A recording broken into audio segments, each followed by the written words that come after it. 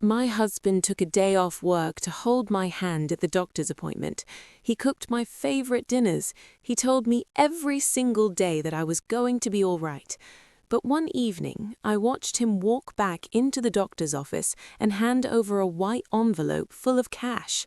And that is when I realized the man I trusted with my life had been paying a doctor to lie to me about my own illness. My name is Sarah. I am 33 years old. I live with my husband James in a small terraced house in Yorkshire. Our life was simple. It was happy. But for many months I had not felt right. I was always tired. Getting up in the morning was a struggle. My body felt heavy, as though I had not slept at all. James was very worried. He was a kind man. He looked at me with sad eyes and said, "Sarah, you need to see a doctor. I'm really worried about you." I told him it was just stress. I worked in a busy firm in Leeds and sometimes it got overwhelming. "I just need more rest," I said. But he disagreed. "No, this isn't normal. Please, for my sake, let's go to a doctor."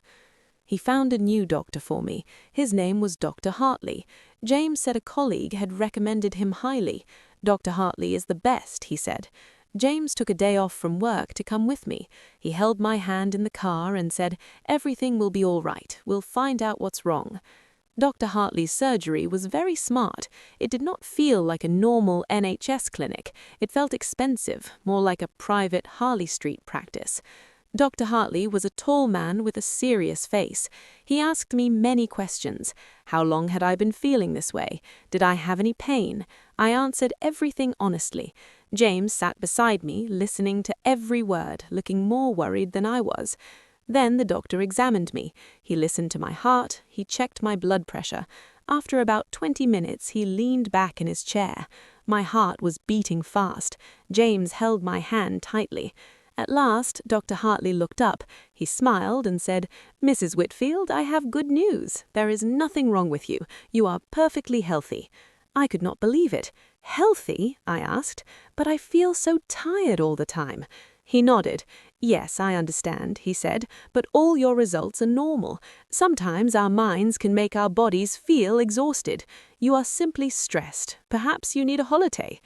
I was so relieved. I smiled at James. He smiled back, but his smile was a little strange. I was too happy to notice properly. "Thank you, doctor," I said. "Thank you so much." James stood up and said, "Thank you, doctor. You've made us very happy." We walked out into the waiting area. James said to me, "Sarah, wait here a moment. I forgot to ask the doctor about the bill." I nodded and sat down in one of the chairs. The door to the doctor's office was slightly ajar. I could see inside. I watched James go back in. He said nothing. He simply reached into his coat pocket and took out a white envelope. He handed it to Dr. Hartley. The doctor took the envelope and quickly slipped it into his desk drawer without looking inside. Then James turned and walked out, closing the door behind him. He came back to me, smiling. "Right, shall we go?" he said. I was baffled. An envelope full of money. Why on earth would my husband give the doctor a secret envelope full of cash after our appointment? The receptionist was at the front desk. People usually pay there, by card or cash, with a receipt, but James had given him a secret envelope. On the drive home through the Dales, I was quiet. The relief had vanished. James was chatting happily. "I feel so much better, Sarah. I was so worried. Now we know you're fine. We should plan that holiday the doctor mentioned.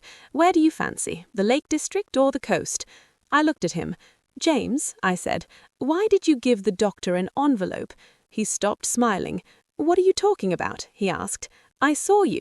You went back into his office. You gave him a white envelope. It looked like it was full of money." He was quiet for a moment. Then he said, "Oh, that. It's nothing to worry about. Dr. Hartley is an old friend of a colleague. He's got some financial difficulties. I was just helping him out. It was a loan." A loan? To a doctor with a posh private surgery? It made no sense. "A loan?" I asked. "Why would you give a doctor a loan in secret right after our appointment?" "Sarah, please," he said. "It's a private matter. He's embarrassed about his situation. I promised I wouldn't say anything. Can we just be glad you're healthy? Let's not spoil a good day with daft questions." Daft questions. He called my questions daft. I felt angry and confused in equal measure. James had always been honest with me. I wanted to believe him, so I said nothing more, but in my heart I was not at all right. The next few weeks were strange. I tried to be happy. I tried to believe I was healthy. I told myself, the doctor said you're fine. James said it was a loan. Stop overthinking it. I went to work. I smiled at clients. But I still felt tired. One afternoon at the office in Leeds, I suddenly felt very dizzy. The world went dark for a second. My head struck the desk. My boss, a kind woman named Mrs. Thornton, rushed over. "Sarah, are you all right?" she asked. "Yes, I think so. I just felt a bit dizzy." She looked at me concerned. "This has been happening quite a lot, hasn't it? You really should see another doctor." "I have," I said. "He said I was perfectly healthy." She said, "Well, perfectly healthy people don't nearly faint at their desks. Perhaps get a second opinion." A second opinion. That meant not trusting James, not trusting Dr. Hartley. But Mrs. Thornton was right. What was happening to me was not normal. That evening, I told James what had happened at work. "Oh, my poor Sarah, you're working too hard. The doctor said you need rest. Maybe you should take some time off." He was so caring, so loving, but his answer was always rest. He never suggested seeing another doctor. He never once considered that Dr. Hartley might have been wrong. One evening, James was in the shower. His mobile was on the kitchen table. It buzzed with a message. I had never looked at his phone before. I trusted him. But that night, I picked it up. The message came from a number saved as Dr. Hartley. It read, "The next payment is due next week. Please don't be late." Payment, not a loan. My heart began to race. He had called that number many times. My hands were trembling. James came out of the bathroom. "Everything all right, love? You look pale." "Yes," I said, "just a bit tired." That night I could not sleep.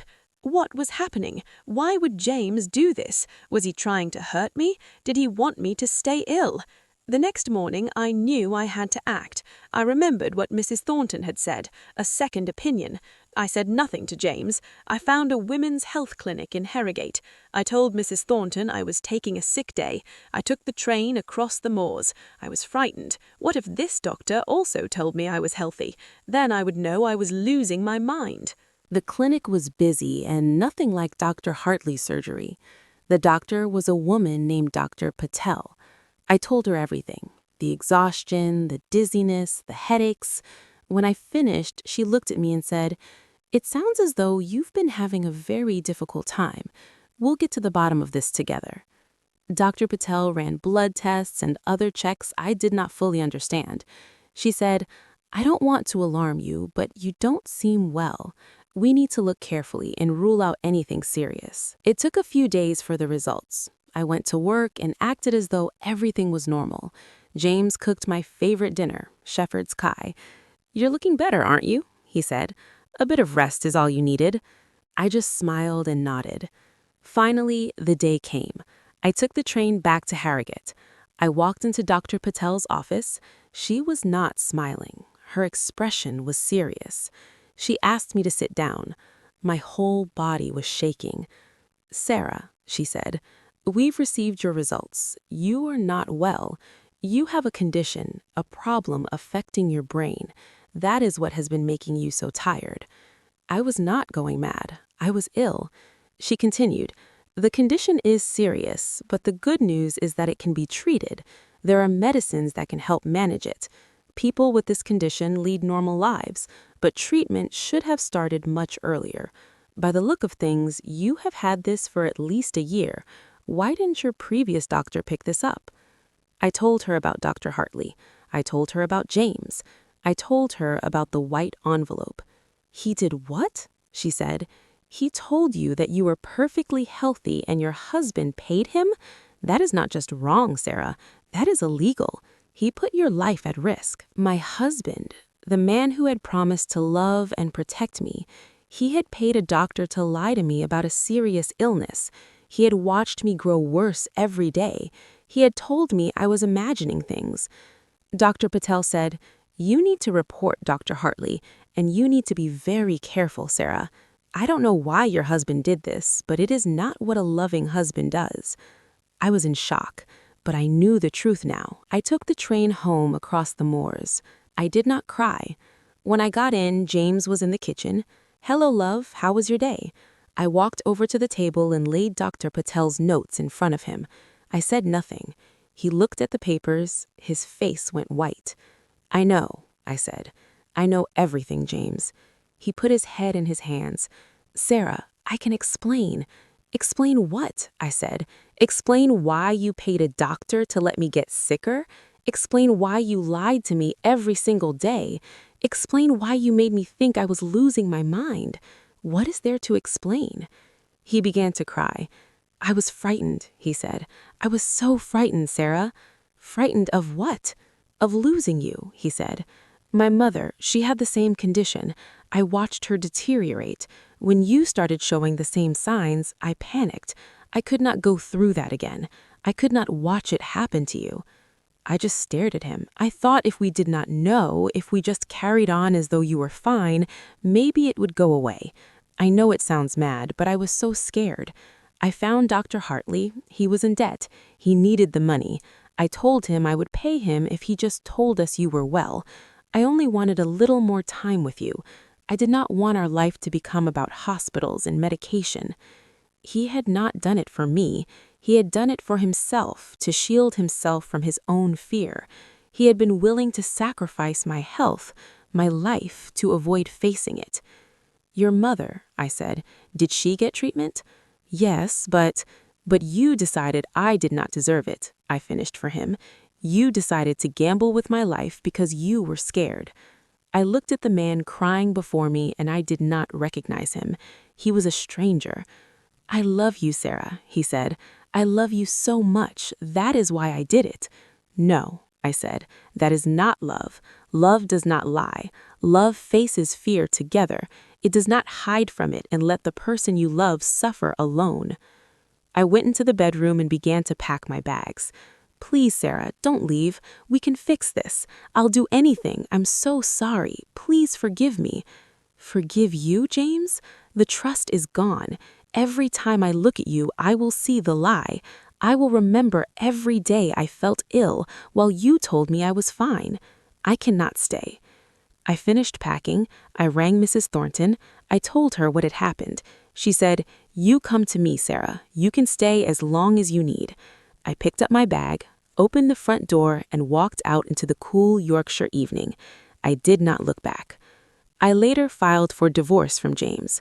I reported Dr. Hartley to the General Medical Council. Sometimes the people who love us most can hurt us the most. True strength is not pretending a problem doesn't exist. It's facing it, even when you are terrified. If this story made you feel something, if it reminded you that true love means facing hard truths together, not hiding from them, then please hit the subscribe button right now. Every week I bring you stories just like this one. Stories about real people, real pain, and real strength. Tap subscribe and turn on the bell so you never miss one, because the next story might be the one that changes everything for you. And before you go, I want to hear from you. Have you ever trusted someone completely only to discover they were hiding something? Tell me in the comments below. Your story matters.